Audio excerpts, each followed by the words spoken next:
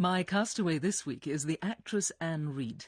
For a long time, the bedrock of her successful career seemed to be her perfectly nuanced portrayal of a variety of northern mums, what she calls skirt and jumper roles. Then in 2003, the skirt, and indeed the jumper, came off when she and Daniel Craig starred in the highly acclaimed movie The Mother, about a frumpy-looking woman in her late 60s who passionately seduces her daughter's boyfriend. What Miss Beardsworth, the elocution teacher who helped her get into RADA in 1951, would have made of all this is anyone's guess. But the rest of us can only be grateful. These days, rarely a month goes by without her appearing on stage or in our living rooms. She says, "Inner talent gives you that ease. It's not a remarkable thing, just a knack that gives you a very nice life." You've been an actress then since the start of the 1960s, Anne Reid, and yet it's in the last, 10 to 15 years that things have gone stellar for you. That's all the wrong way round. It doesn't usually happen that way for actresses. No, I think it's the right way round, actually. I didn't have huge stardom, like movies and things like that when I was young. And so things have just got better and better, and it's wonderful. Last Tango in Halifax is your latest big hit. That's primetime BBC One, and it rakes in the viewers. I know, I'm so lucky to be doing that. You're often seen these days, I think, as a standard bearer for the older woman. This is how life can be. Yeah, I think you are. I? Does that bother you? No, I mean, the thing about getting old is that you don't feel it. That's the problem. I'm 78 now. I thought I would be really ready and a different person. And it absolutely hasn't happened. In my head, I'm still about 43. When people want to help me upstairs and help me out of taxis, occasionally they do. I get a bit tetchy. In Upstairs, Downstairs, the director one day said, "We've got to go do this take again, going up the stairs."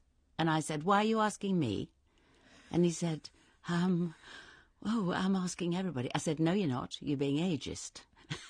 And then the next day I had to walk up and down these huge stairs, and I said to Adrian Scarborough, "I'm exhausted." And he said, "Oh dear, you've made your bed and now you're going to have to lie on it," because nobody dare say anything to me after that. Just before we came in to sit down in front of the microphones, you were saying that you imagined for yourself maybe a sort of parallel life, which would have been a life in music. You are passionately attached to the music you love. Yes, I've always loved music. I was brought up in a musical family. Not famously musical, but there was always music. My mother was dance crazy. We all learned to dance very early on. I waltzed around the kitchen with my mother when I was a little girl, and Daddy played the piano and my grandma played the piano. And it's in me. I just know it's in me. Acting happened quite by accident when my teacher said, "I'll get you the forms for RADA," and wrote to my parents and said she thought I ought to be an actress and I hadn't thought of anything else. But really, my heart is in music. So it must have been very tough to choose your 8. I mean, all our castaways say it's difficult to hone it down to 8, but for you in particular, to make 8 choices today for your discs. Oh, nightmare. Yes. Absolute nightmare. Sorry about yes. that. What have you chosen, and why have you chosen this first disc? Well, this is my wonderful Barbara Cook singing Vanilla Ice Cream, and this story is far too long to tell here, but she changed my life, because after my husband died in 1981, I didn't know which direction my life was going. By chance, I was watching the television and I saw the Concert Follies, and this amazing woman came on. And to cut a long story short, she came to the Donmar warehouse and I went to see her, and I was blown away, and I wrote her this long fan letter, which I don't think she ever read. And since then, we've become great friends. We've been to Paris together, and I've met so many wonderful people. I sat next to Stephen Sondheim at her house. She said one night, "I put you next to Steve." And I said, "Oh, that'll be nice." "Who? Steve who?" And she said, "Sondheim." And I said, "Oh, my God." I was so nervous. I think I drank too much and became much too chummy. Ice cream. He brought me ice cream. Vanilla ice cream. Imagine that. Ice cream. And for the first time, we were together without a spat. Friendly. He was so friendly. That isn't like him. I'm simply stunned. The wonders never cease. The wonders never cease. It's been a most peculiar day. That was Barbara Cook, your good friend, Anne Reid, singing Yes. Vanilla Ice Cream from the musical She Loves Me. Were you inspired then to do the cabaret that you've recently done because of what Barbara Cook taught you? I mean, it's ridiculous. I always liked to sing. I took singing lessons when I was very young. And a German teacher called Mr. Kuhn, who said I had a body like a tiger and a voice like a mouse. And I didn't get very far. And then I went into Coronation Street and I stopped it. And I had a very high voice and I didn't really like sopranos. So when I heard Barbara, I thought I just want to have singing lessons again. But you waited a long time. It was 2012 before you got up professionally and did cabaret. This point in your life, a lot of people find that their confidence ebbs away. The confidence that it takes to get up and do something like cabaret and to say, I'll tell a little story about that. You're shaking your head as though it doesn't take confidence. It must take a whole load of confidence. What can they do to you, Kirsty? They can't shoot you for it. Is it nicer to be yourself than it is to be other people? Oh, I love it. And I can wear what I like, you see. I don't have to wear all those awful skirts and jumpers. I have a very sparkly dresses. It's something of a travesty that you've been seen in sort of checkered overalls and skirts and jumpers because you come in here today, you're very, very beautifully dressed. And I always think when I see you as yourself, you have a great deal of style. Has it annoyed you over the years to be bundled into terraline trousers and aprons? But I got a bit fed up with it, always being below stairs. No, well, you know, I worked. I'm a jobbing actress, and so I'm very, very lucky because I just have worked. It was then the elocution lessons that you started with, and that was in an attempt to sort of iron out your... What do you have, a Geordie accent? Well, kind of northeastern, yes. Can you do it for us now? No, I don't think I can. Apparently you can. Let's have some more music then, Anne Reid. Tell me about your second piece of the morning. Why have you chosen this? If I'm on this desert island, I think it would give me something to do to try and learn to sing like this. It's Ella Fitzgerald. I mean, this is vocal fireworks. Every time I hear it, I can't believe it.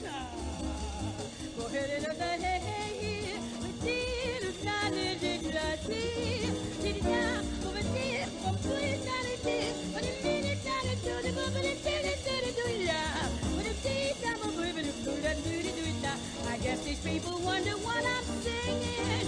Believe it or not, it's in my Hallelujah. Ever see a dream walking? Well, I did. Biscuit a tasket, I lost my yellow basket. Having a heat wave, tropical heat wave.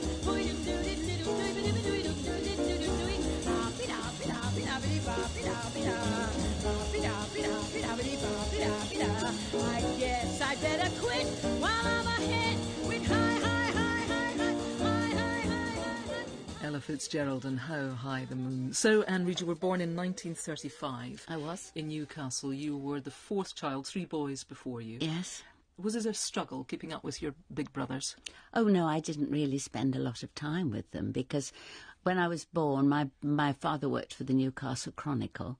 Then we moved quite quickly because 1939 the war came, my father went away. And we went to live in Redcar, near my mother and I, my grandmother. Your father went to work for the Daily Telegraph, and they subsequently sent him to, was it Delhi first of all, to be Middle East correspondent? He was a Middle Eastern special correspondent in the Middle East. Yes, it was his dream job. And my brothers by this time were all grown up. And, you know, so they had to do something with me. And it sounds cruel, but I was sent to boarding school and I actually enjoyed it. I accepted it. In those times, you know, you'd been through a war. My brother had been torpedoed twice in a prisoner of war camp, and you didn't expect the cosy life that people expected. Now, that's how I remember it. So you were 11 when you were sent to boarding school, and your mother then went to India to join my father, yes. To be wife of. He was there for partition. Right. And I went to visit them. The first time I went in this plane belonging to a Maharaja, which is really a story for another day. No, it isn't. It's definitely a story for now. Well, my dad was having a drink with these in a bar in Bombay with these 2 RAF pilots, ex-RAF pilots, who are now working for the Maharaja of Bikaner, and they were going to bring a plane from de Havilland's in London. a little 6-seater de Havilland Dove to India, and my dad said, would you bring my daughter? And the next thing I'm at London airport with, my little suitcase, and my brother sort of handed me over to 2 strangers, and we set off. Well, these boys were joyriding, they'd been in the war, and it took us 7.5 days to get to India. We just went all over the place. My mother was having a nervous breakdown in Delhi because there were no mobile phones. She'd no idea where I was. Were you nervous? No. When we arrived at the Maharaja of Bikaner's in the area, and we started whooping and diving and doing victory rolls, and I'd never flown before, so I thought, well, if you go BOAC as it was then, this is what happens when you fly. What was the look on your mother's face when she finally Well, clapped I was eyes on you? then put on a train overnight with a padre to, they found somebody on the station in Bikaner to take me down to Delhi. I mean, it's all so dangerous, isn't it, really? But I just accepted it. As a kid, you just accept what life does. How often did you see your parents during those years at boarding school? Well, not a lot, really. I saw them every summer, and I went to Tehran, to Beirut, to Cyprus to stay with them in the holidays. It was a strange existence because I didn't have a home anyway, you see. But I think I was a very tough little girl. Yes, I think you must have been, because it's rather a sink or swim existence. I mean, for some little girls, that would be the most fun they could ever imagine, and for other little girls, they might get a little lost in that set of circumstances. You see, without getting sentimental, I felt very loved. I always felt loved. My parents were the nicest people in the world. My brothers were enormously good fun. They were all newspaper men, and everybody was always looking for the next feed line to do a joke. Let's have some more music, Anne Reid. It's time for your third piece this morning. Tell me why you've chosen this. When I was in Beirut with my parents, we used to dance on the roof of the Saint Georges Club, and there was a big old record player, and they used to play French music. And this makes me think of the sea and the stars and dancing with my father on the roof. La mer qu'on voit danser le long des golfes clairs a des reflets d'argent. La mer, des reflets changeants sous la pluie. La mer au ciel d'été confond ses blancs moutons.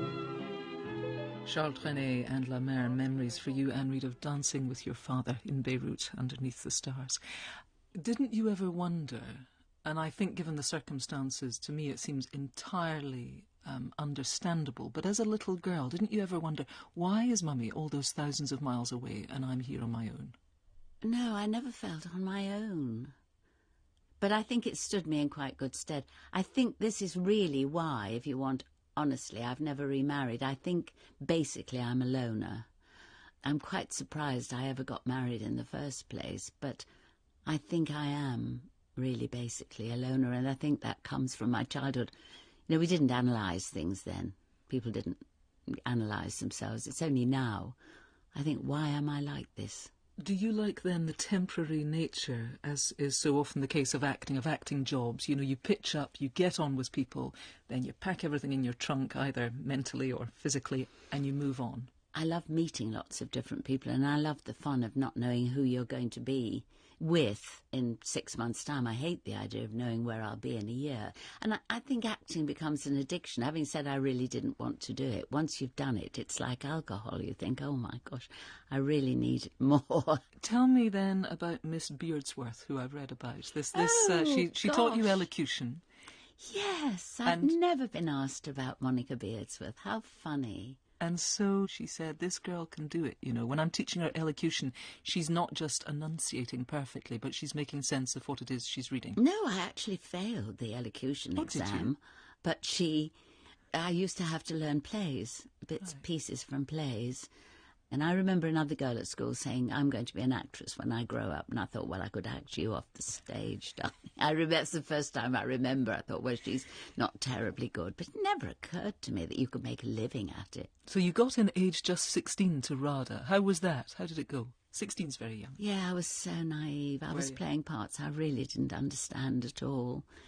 I think it was a bit wasted on me, actually.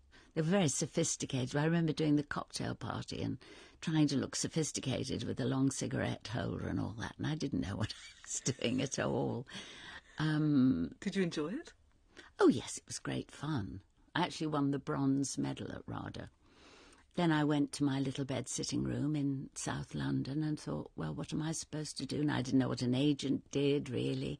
I hadn't a clue, and it was only a teacher, Edward Burnham, who rang me up and said, like 7 months later, and said, what are you doing? And I said, nothing. And he said, well, they're looking for a stage manager at Bath. So I was a stage manager for about 2 years. Let's take a break for some music, Anne Reid. It's time now for your fourth choice of the morning. Tell me about this. Oh, well, I'm a huge Bill Evans fan. In 2 bars, I know it's Bill Evans. I just think he's the best.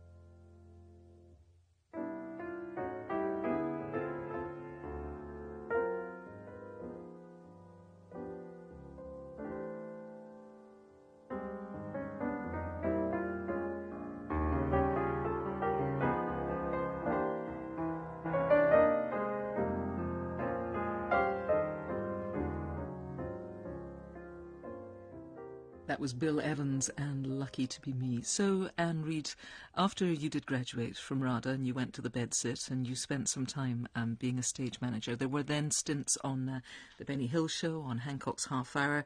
You moved to Manchester in 1961 and there you started playing Albert Tatlock's niece, no less, in Coronation Street. And you were in that role for about 9 years? You were on Coronation Yes. Street.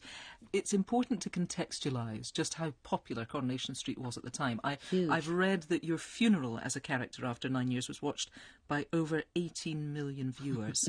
Now, 9 years is a long time to do any single job. Why did you stay that long? I didn't think I'd ever get employed again, I think. It's quite scary, and the money was nice. You know, you get awfully cosy in a soap. It was while you were working at the soap, was it, that you met the man who would become your husband? How did you meet? He produced the series. Ah. He said he produced it because he wanted to get to know me. I don't believe that. And did you strike up a romance as you talked about work? I mean, he said that... No, he chased me for 2 years. Did he? Yes, and I didn't fancy him at all. Then one day I suddenly thought, oh, actually, I rather fancy you. There was a touch of the Eric Morecambe's about him, I read. Is that right? He looked He a was little the bit like... funniest man. Was he?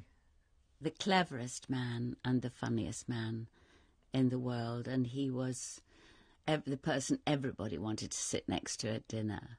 Yes. I never lost the excitement of going to meet him.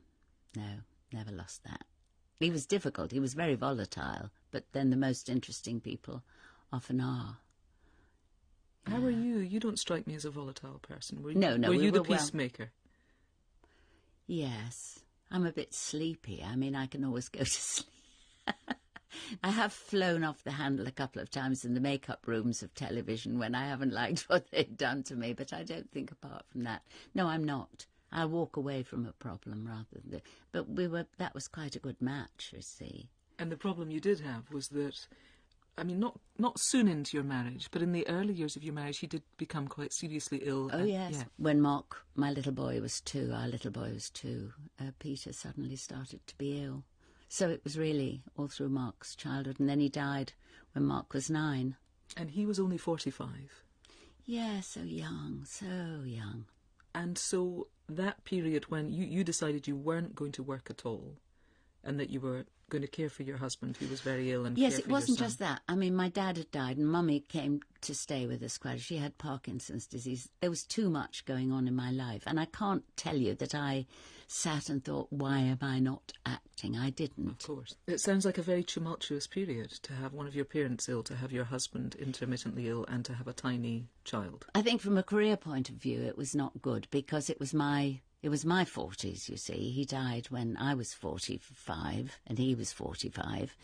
And from those sort of 10 years are quite important in an actor's life, I think 35 to 40. And what about, not from a career point of view, what about from a person point of view? What was the impact on you of all of that? It was very, very difficult. I don't want to be gloomy about it, but one day I was in the garden and I was crying in the hedge. I don't know that I should tell this, really. And the lady came up in the next house and said, Anne, you can't be a good mother and a good daughter and a good wife all at the same time. And I did feel stretched very thin, you know. I don't want to be self-pitying at all, because I'm so lucky. I've had the most wonderful life. Yes, there's not even a thread of self-pity in anything you've said. I'm going to ask you then for your next piece of music. Tell me what we're going to hear now. A musical arranger in America called Larry Blank sent loads of Broadway overtures to me, and I play them, and it always gets me going in the day. Now, I've never seen The Bells Are Ringing, but I love the overture.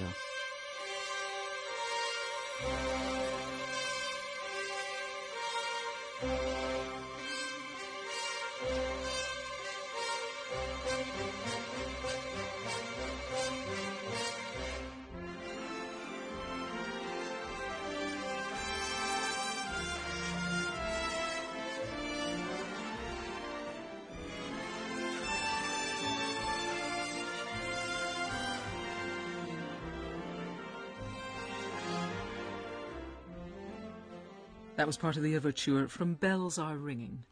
And you had that time, as we know, when your husband was ill and died in his 40s, and you were bringing up your son, and you took a big step back from any sort of career at all. When you started again, even though you'd been RADA trained and been on Corrie for 9 years, were you sort of starting from year zero? I was terrified. Were you? I got the part of the mother in Billy Liar at the Octagon Bolton. And that night I walked, it was in the round, it looked like the Albert Hall, it was a little theatre. And I walked out there and I said to the director afterwards, I felt like a little bull going into a bull ring. I thought the chances of coming out alive tonight are very small indeed. I couldn't speak. You know, I just was so frightened, but I got through it. That was the beginning of, I thought, I've got to act. What else can I do, you know? So, Anne Reid, as we know, it was 2003 then that saw you take the part of May in The Mother. You said at the time that you were worried that the sex scenes between you and Daniel Craig would look like Tom Cruise and Thora Hird. They didn't. I did. I said that to Daniel when we got into bed. I mean, I still can't believe I really did that. But when I went for the interview, I never thought for a minute that I would get it. And then... And Daniel Craig had been cast by this point, had he? Oh, no. I got the part, and then they said, do you know Daniel Craig? And I said, no. And I rang a friend of mine, Susanna, up, and I said, have you heard of an actor called Daniel Craig? And I heard her faint at the end of the phone, and I thought, oh, he sounds like good news. Yes, because of course it was pre-007 days, but Daniel Craig had a very good pedigree and was known as not just a terrific actor, but a terrific-looking actor. Yes, he'd done Our Friends in the North, which I hadn't seen, so I really didn't know. And then they sent me a DVD, because I said, I've got to get on with the person. Normally, I would never dream of saying that, but with this particular part, it's got to be somebody that I fancy, frankly. Yes, so that was my next question. Obviously, you anticipated it. Well, everybody fancies Daniel Craig. So I looked at this movie that they sent me, and within sort of like 30 seconds, I was on the phone saying, for God's sake, get him. He's wonderful. Most women in their 60s would balk at wearing a bikini on the beach, never mind taking off their clothes and getting into bed with a very young man. I didn't like it. Did you not? How does it go? It's difficult for any of us mortals to imagine what that's actually like. I know. The night before, I had a lot of drink on my own in the flat, and I stripped, and I stood in front of a mirror and thought, tomorrow I'm going to have to show this. And I started to cry. And I thought, oh, my God, can't do this. And so I rang my son, and I was weeping. And he said, look, Mum, it's a great part. You know, if you're inhibited, it's not going to work. Just go for it. And I sort of managed to pull myself together, but it was scary. Let's have your next piece of music, Anne Reid. We are on your 6th piece of the morning. Tell me about this. Oh, this again is Barbara. She keeps coming up in my life. When I was in New York, she said, you have to come and hear this amazing trumpet player called Chris Botti. He's at the Blue Note. And she took me, and I was never into trumpets, but I love this so much. I play it over and over and over again.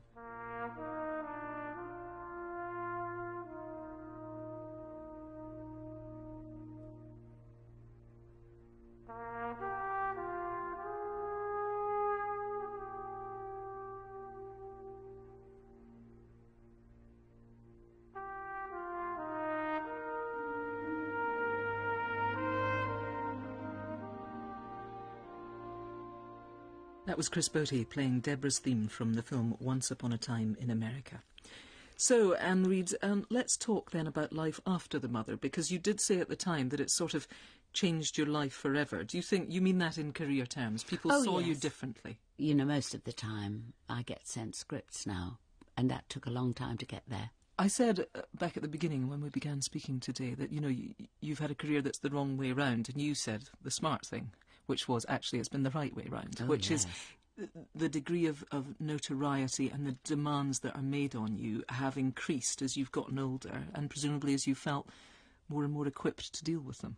Yeah, the sad thing is that I'm now too old to play the parts that I would love to have played. Beatrice in Much Ado, musicals, I'd love to have done Pal Joey. That's what I'd really love to have done, but hey, you can't have everything. Last Tango in Halifax, as we've mentioned, it's been very popular in its third series. Do you think that programmes like it, or indeed it itself, manages to just move things on, manages to stop us all thinking of old people in a certain way? I hope so. You know what the problem is? It's the writers. They've never been 70. So they can't write from something they've experienced. They just look at people and they decide that's what you are. I mean, we may look old, but in our heads we're not. I like the idea of being, you know, those old Broadway divas who go on forever. Yes. Kitty Carlisle and people like that went on working till they were 97, and that's what I want to do, please God. What about the subject of love, then, in your later years? You've been single, widowed for a very, very long time. I know I have, and I think people think it's strange, but I've just sort of gone for my career, and I had my son, and now I have my grandchildren, Alex and Lawrence, yes, who are the lights of my life. Are they? Yes.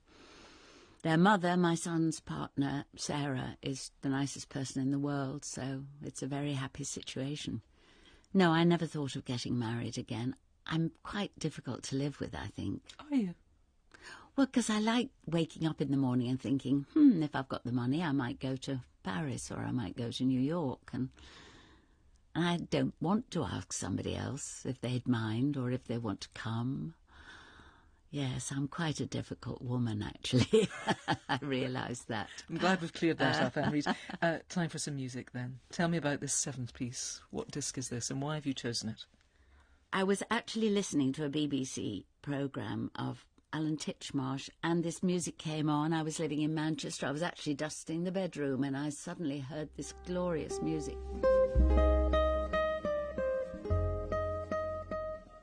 It's Pat Metheny playing Always and Forever, which I think he wrote for his parents. And I said to my son, he'll hate me saying this, but this guitar seems to talk. And it's like saying, I love you and thank you.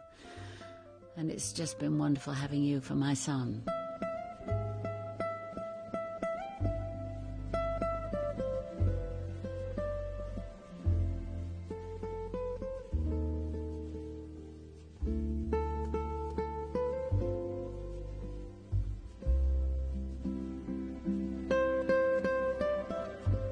That was Pat Metheny with Always and Forever, and as you said, you were dusting the bedroom when you first heard that, and you have Alan Titchmarsh to thank.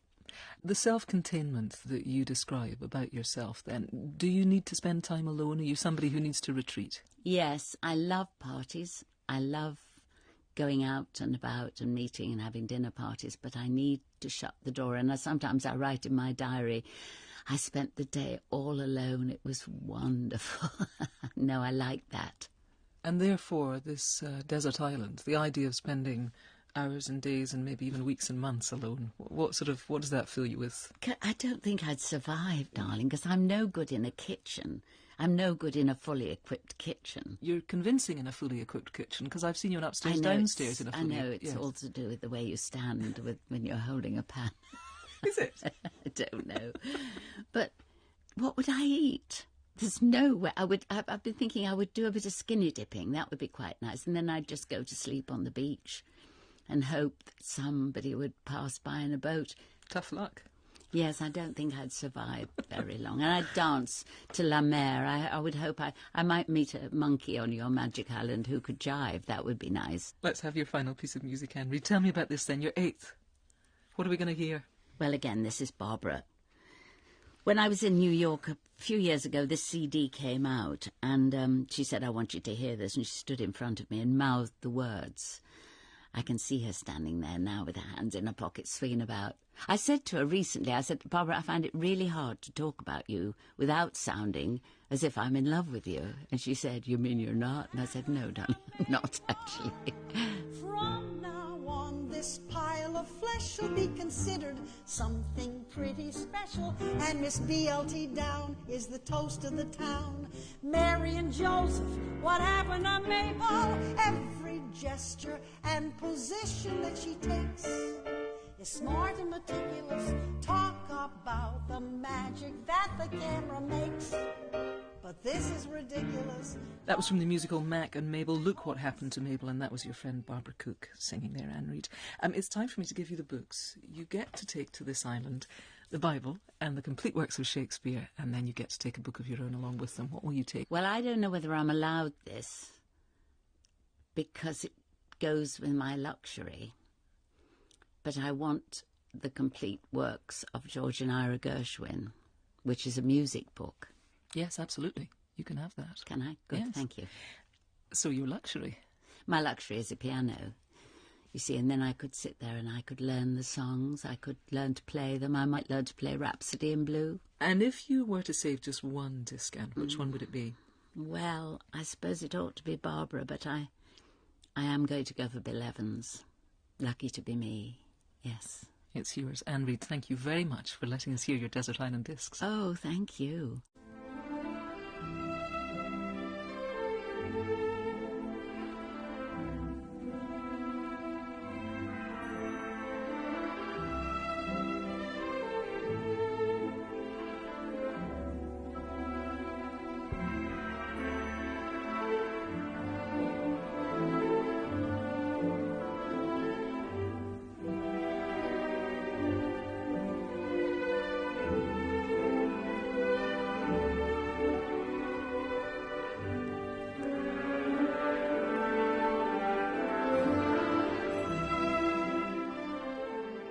You've been listening to a download from the BBC.